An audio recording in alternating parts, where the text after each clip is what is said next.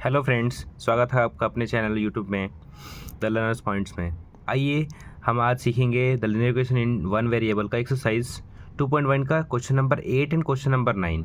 इससे पहले कि हमने वीडियोस में 1 से क्वेश्चन नंबर 7 तक सॉल्व कर लिया था। आज की वीडियो में हम सीखेंगे question number 8 and question number 9। तो पहले हम क्वेश्चन नंबर 8 सॉल्व करना सीखते हैं।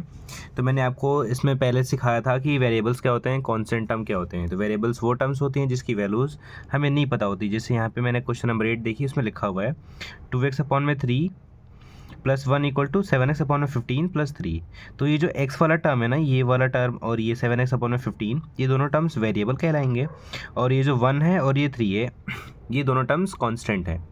इसको सॉल्व कैसे करेंगे, मैंने आपको पिछले वीडियो में सिखाया था कि वेरिएबल्स को एक तरफ रखते हैं जबकि कांस्टेंट को एक तरफ रखते हैं। मैंने बताया था ये भी कि बीच में इक्वलिटी का साइन होता है, और इक्वलिटी के लेफ्ट साइड वाले वैल्यूज़ को बोलते हैं LHS एंड इक्वलिटी के राइट साइड वाले वैल्यूज़ को बोलते हैं RHS। तो इसको सॉल्व करने का तरीका मैं आपको बताता हूँ। यहाँ पे लिखते हैं सॉल्यूशन, ठीक है। और सॉल्यूशन कैसे करेंगे, पहले क्या करेंगे कि इस दोनों x की वैल्यूज़ को वन साइड रख लेंगे, या तो LHS में या तो RHS में। तो मैं इसको LHS में रखूँगा। तो इक्वलिटी के इस साइड में ये वैल्यूज़ पहले से ही है, तो इसको ऐसे लिख देते हैं 2x/3। और इस 7x/15 को भी मैं LHS में ही लेके आऊँगा। तो इधर लेके आता हूँ मैं 7x/15 इक्वल टू लगा दूंगा फिर। और जो कांस्टेंट टर्म होंगे वो RHS में जाएंगे। तो +3 पहले से इधर लिखा है तो 3 मैंने लिख दिया, और ये +1 है LHS में, RHS में जाएगा तो यहाँ पे -1 लिख देंगे, ठीक है। इसको सॉल्व करते हैं। तो इसमें क्या, ये फ्रैक्शन है। फ्रैक्शन को कैसे सॉल्व करते हैं, तो हम एलसीएम लेते हैं। अगर डिनोमिनेटर सेम होता तो डायरेक्ट माइनस कर लेते 2 में से 7, पर अगर डिनोमिनेटर सेम नहीं है तो हम एलसीएम लेंगे। तो एलसीएम लेते हैं। तो 3 और 15 का एलसीएम लेना है हमें। तो आपने एलसीएम लेना सीखा होगा, नहीं सीखा होगा तो मैं आपको थोड़ा सा इधर लेफ्ट साइड में बता देता हूँ। इधर लाइनिंग खींच के लीजिए 3 and 15 का एलसीएम। तो 3 से करेंगे तो 3 × 1 = 3, फिर 3 × 5 = 15, और फिर 5 × 1 = 5। तो 3 और 5 का एलसीएम 3 × 5 = कितना हो जाएगा 15। तो इधर एलसीएम हमने निकालना सीख लिया, कितना है 15, ठीक है। अब आगे इसको सॉल्व करते हैं। तो इधर लिख दिया मैंने 15, और अब क्या करेंगे, इससे डिवाइड करेंगे 3 से इस 15 में, जिसे हमने फ्रैक्शन पहले सॉल्व किया था, फ्रैक्शन का subtraction as it is solve करेंगे। 3 से हो गया 15, 5 टाइम्स में, और 5 × फिर 2, 5 × 2 = 10x हो जाएगा। फिर माइनस 15 से करेंगे तो ये 1 टाइम में, और 1 से 7 मल्टीप्लाई करेंगे तो ये 7x हो जाएगा, ठीक है। और इक्वल टू लिख देंगे 3 में से 1 गया, ये हो जाएगा 2। फिर इधर 10x में से 7x माइनस करो तो 10 में से 7 गया 3 आ गया, और एक साइड डिस लगा देंगे, और नीचे हो जाएगा 15। तो 15 ऐसे लिख देंगे इक्वल टू 2। मुझे x की वैल्यू फाइंड करनी है, तो क्या करेंगे, x को यहीं रहने देंगे, 15 और 3 को RHS में भेजेंगे नंबर्स की तरफ। तो इक्वल टू मैं पहले लगा देता हूँ, और 2 पहले लिखा तो मैंने 2 लिख दिया। 15 को उधर ले गया तो वो मल्टीप्लाई में चला गया, और यहाँ पे 3 जो ऊपर मल्टीप्लाई में था वो नीचे आ गया, डिवाइड में चला गया। 3 × 5 = 15, और 5 × 2 5 × 2 = 10। क्या करते हैं, डिनोमिनेटर के नंबर्स को नंबरेटर से कटा देते हैं, और जो नंबरेटर से दोनों नंबर हैं उन दोनों को मल्टीप्लाई। तो 5 × 10, 5 × 2 10 हो गया। तो x की वैल्यू हमने फाइंड कर ली 10। ऐसे सॉल्व करेंगे क्वेश्चन नंबर 8 को। तो x की वैल्यू हमने फाइंड कर ली 10 आ गई। अगर इसको हमें चेक करना है तो चेक कैसे करते हैं मैं आपको वो भी सिखा देता हूँ। थोड़ा सा इसको ऊपर स्लाइड करते हैं, और चेक करने का तरीका क्या होता है कि पहले हम LHS को लेके सॉल्व करेंगे। कैसे, LHS में क्या लिखा हुआ है 2x/3 + 1। तो इसमें हम x की वैल्यू रखेंगे। x वैल्यू कैसे रखेंगे, जहाँ पे x होगा वहीं पे 10 रख देंगे। तो चलिए मैं रख के दिखाता हूँ आपको। 2 × 10/3 + 1, तो 2 × 10 कितना होता है 20। तो ये हो जाएगा 20/3, और ये +1 लगाता है, एज इट इज़ रख दीजिए। अब इसको हम कैसे करते हैं, एडिशन, फ्रैक्शन का एडिशन आपको आता ही है, एलसीएम लेके कर लेते हैं सॉल्व। तो इसका एलसीएम आ जाएगा 3, 3 × 1 = 3, तो 1 आएगा 20, प्लस फिर 1 × 3 = 3, 3 × 1 = 3, तो आ गया ये 23/3। फिर RHS को ऐसे ही चेक करेंगे। RHS की वैल्यू चेक कर लेते हैं कितना आ रहा है, दोनों सेम आ रहा है कि नहीं। तो RHS की वैल्यू क्या लिखी है 7x/15 प्लस का 3। इसको सॉल्व कर लेते हैं एज इट इज़।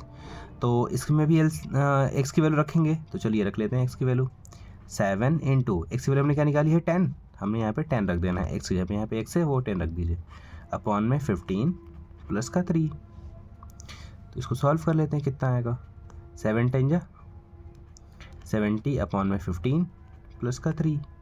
तो इसको कटा देते हैं, 5 × 3 = 15, और 5 से 14 टाइम्स में हो जाएगा ना। तो कितना हो जाएगा 14/3। तो यहाँ पे लिखते हैं 14/3 प्लस का 3 ऐड करेंगे सिंपली, कैसे ऐड होता है एलसीएम लेके, तो 14 + 9/3, इसका आंसर आ गया 23/3। तो देखिए इसका एलएचएस में कितना आया था 23/3 और आरएचएस भी आ गया 23/3, हेंस ये वेरीफाइड हो गया, मतलब हमारा क्वेश्चन जो है वो सॉल्यूशन सही हुआ है। अब हम क्वेश्चन 9 नंबर की तरफ बढ़ते हैं। तो क्वेश्चन नंबर 9 को कैसे सॉल्व करना है मैं आपको सिखाता हूँ। अब देखिए इसमें क्या है, 2y + 5/3 = 26/3 - y। तो फिर हम क्या करेंगे, वेरिएबल्स को एक तरफ कर लेंगे, ये दोनों वेरिएबल्स हैं इसको हम एलएचएस में ले लेंगे, और कांस्टेंट जो टर्म ये वाले हैं 5/3 और 26/3 इसको एक तरफ में रख लेंगे। तो कैसे करेंगे इसको सॉल्व, तो क्या करेंगे, 2y को यहीं रख देते हैं और y इधर माइनस में है, इक्वल टू इस साइड में है तो आरएचएस बोलेंगे, आरएचएस से इसको एलएचएस में लेके आएंगे, तो -y जब इधर आएगा तो प्लस का y हो जाएगा ये वाला, ठीक है, इक्वल टू लगा देंगे और जो कांस्टेंट टर्म है वो लिख लेते हैं, तो 26/3 और ये इधर 5/3 प्लस में है, अगर उधर लेके जाएंगे आरएचएस में तो ये माइनस में चला जाएगा 5/3, ठीक है। अब ये 2y और ये कुछ नहीं है तो यहाँ पे 1y होता है, तो 2y और 1y मिलकर कितना हो जाएगा, 3y हो गया, इक्वल टू इधर क्या है फ्रैक्शन है, फ्रैक्शन को कैसे सॉल्व करते हैं, तो डिनोमिनेटर चेक करते हैं, अगर डिनोमिनेटर सेम होता है, अगर 3 और 3 ये सेम है तो एज इट इज ऊपर ऊपर बस माइनस कर दीजिए, तो 26 में से 5 सब्ट्रैक्ट कर लीजिए और अपॉन में 3 है तो एलसीएम तो एज इट इज़ वही 3 लिख दीजिए, 26 में से 5 माइनस करेंगे तो 21/3 आ जाएगा, ठीक है। अब क्या करेंगे, इसको 3y एज इट इज यहाँ पे रख देंगे और ये हो जाएगा 3 7 जा 21, मतलब ऊपर आ गया 7, तो y की वैल्यू कितनी आ गई 7/3, क्योंकि यहाँ पे मल्टीप्लाई होता है, अभी इधर भेजते हैं तो क्या होता है 7/3, y की वैल्यू हमारे पास फाइंड आउट हो गई, इक्वल टू कितनी होगी 7/3। अगर इसको चेक करना है तो चेक कैसे करते हैं, आइए चेक करना सीखते हैं। तो पहले हम एलएचएस लिख देंगे, यहाँ पे एलएचएस को सॉल्व करेंगे, ठीक है। तो एलएचएस हमारा क्या है, ये है 2y + 5/3, इसमें हम वैल्यू पुट कर लेते हैं, हमें y की वैल्यू पता है कितनी है, तो y की वैल्यू कितनी हमने निकाल रखी है यहाँ पे, y = 7/3, ये वैल्यू इसमें y की जगह पे रख देंगे, 2 × 7/3 और प्लस 5/3 ये वैसे लिख दीजिए 5/3, ठीक है। उसके बाद फिर हम क्या करेंगे, इसको मल्टीप्लाई कर देंगे, पहले मल्टीप्लाई है तो 2 7 जा कितना हो जाएगा 14/3 और प्लस का 5/3, ठीक है।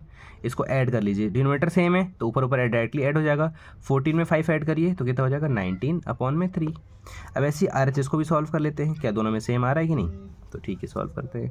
कैसे सॉल्व होगा, तो हम आरएचएस में जो वैल्यू है उसको पहले लिख लेते हैं, क्या लिखा था 26/3 माइनस का y, ठीक है। तो सॉल्व करते हैं 26/3 और माइनस y की वैल्यू हमने फाइंड की है 7/3, 7/3, डिनोमिनेटर सेम है ऊपर ऊपर माइनस कर लेते हैं, 26 - 7/3 कितना आ जाएगा आंसर, 26 में से 7 माइनस करेंगे तो कितना हो जाएगा 19/3। तो एलएचएस में आया था 19/3 और आरएचएस भी आ गया 19/3, हेंस जो हमारा सॉल्यूशन है वो चेक भी हो गया और क्या है आंसर वेरीफाइड हो गया। ऐसे ही हमारा क्वेश्चन नंबर 8 और ये क्वेश्चन नंबर 9 दोनों ही कंप्लीट हो गए। आगे की वीडियोज़ में हम सीखेंगे अगले क्वेश्चन हम कैसे सॉल्व करने हैं। आज के लिए इतना ही, थैंक यू।